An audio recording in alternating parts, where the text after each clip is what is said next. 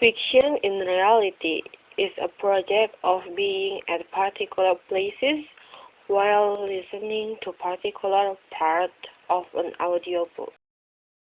Location setting on the chosen part of the audiobook would have the same characteristic with the place participants should be standing at the moment. This is part one of the project, which brings together Hong Kong in 2016, Afghanistan in 1970, together with USA in 2000. The audiobook I used was The Kite Runner, written by Khalid Hosseini. The story is about Amir, a Sunni Muslim who has long continuous struggle in his life after seeing his Shiite Muslim servant, friend, and half-brother, whose name Hassan, get raped. I take three parts from the book which can be considered as main parts of the book. These three parts consist of the beginning part, the main conflict part, and the ending part.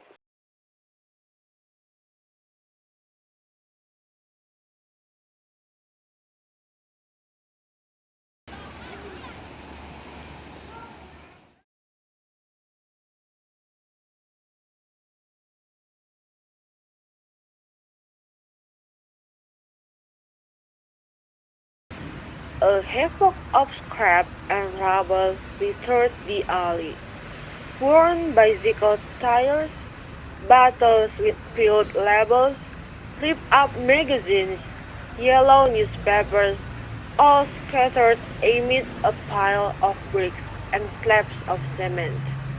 A rusted cast iron stove with a gaping hole on its side tilted against a wall. But there were two things amid the garbage that I couldn't stop looking at. One was the blue kite resting against the wall, close to the cast iron stove. The other was Hassan's brown corduroy pants, thrown on a heap of eroded bricks. I stopped watching, turned away from the alley. Something warm was running down my wrist. I blinked, saw I was still biting down on my fist, hard enough to draw blood from the knuckles. I realized something else. I was weeping. From just around the corner, I could hear Azeb's quick, rhythmic grunts. I had one last chance to make a decision, one final opportunity to decide who I was going to be. I could step into that alley, stand up for Hassan, the way he'd stood up for me all those times in the past, and accept whatever would happen to me. Or I could run. In the end, I ran.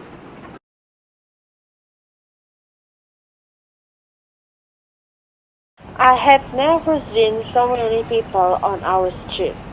Kids were flinging snowballs, squabbling, chasing one another, giggling. Kite fighters were huddling with their spool holders, making last-minute preparations. From a distant street, I could hear laughter and chatter. I turned my gaze to our rooftop, found Baba and Rahim Khan sitting on a bench, both dressed in wool sweaters sipping tea. Baba waved. I couldn't tell if he was waving at me or Hassan. I looked to the kids scampering down the street, flinging snowballs. It is a beautiful day, isn't it? Let's play, he said. He licked his finger and held it up, tasted the wind, then ran in its direction. On those rare occasions we fly kites in the summer, he'd kick up dust to see which way the wind blew it. The Within a minute, my kite was rocketing to the sky. It made a sound like a paper bird flapping its wings. At least 2 dozen kites already hung in the sky, like paper sharks swarming for prey. Within an hour, the number doubled, and red, blue, and yellow kites glided and spun in the sky. A cool breeze wafted through my hair. The wind was perfect for kite flying, blowing just hard enough to give some lift, make the sweeps easier. Soon the party started, and the first of the defeated kites whirled out of control.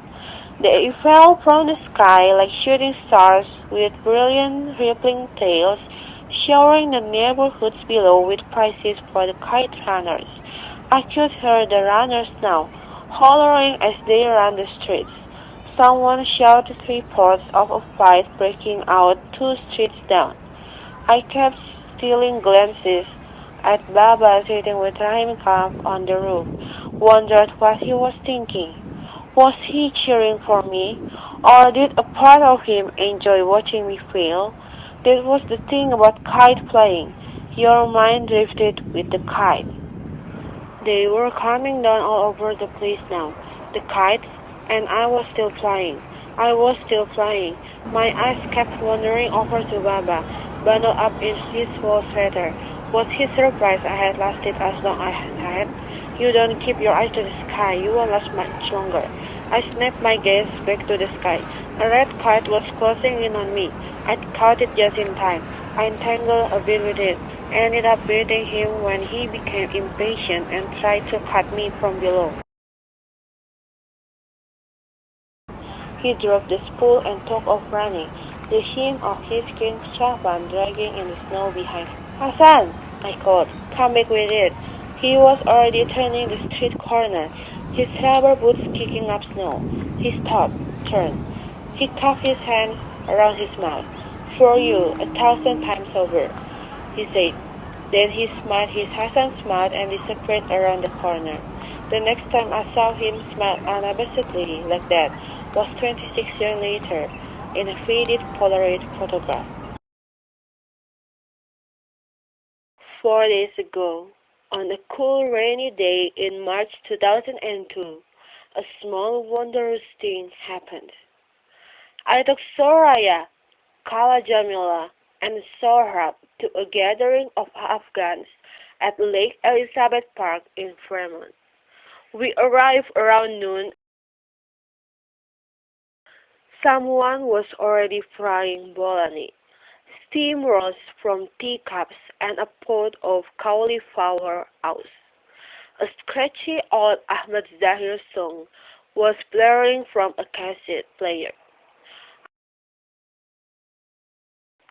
A little while later, as I was chatting with the former surgeon, who told me he and Baba had been classmates in 8th grade, Soraya put on my sleeve.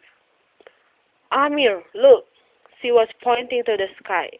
A half-dozen kites were flying high, speckles of bright yellow, red, and green against the gray sky. Check it out, Soraya said, and this time she was pointing to a guy selling kites from a stand nearby.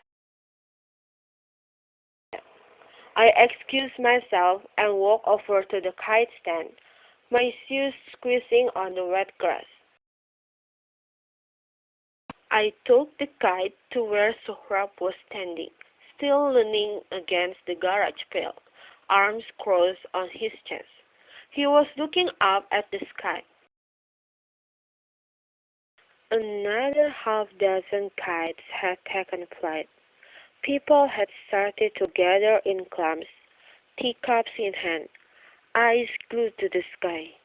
Do you want to help me fly this? I said. Sohrab's gaze bounced from the kite to me, back to the sky. Okay, I shrugged. Looks like I have to fly it tan high, solo. I stopped and turned, looked up, smiled. High above, my kite was tilting side to side like a pendulum, making that old tapir bird flapping its wings sound I always associated with winter mornings in Kabul. I hadn't flown a kite in a quarter of a century, but suddenly I was 12 again and all the old instincts came rushing back.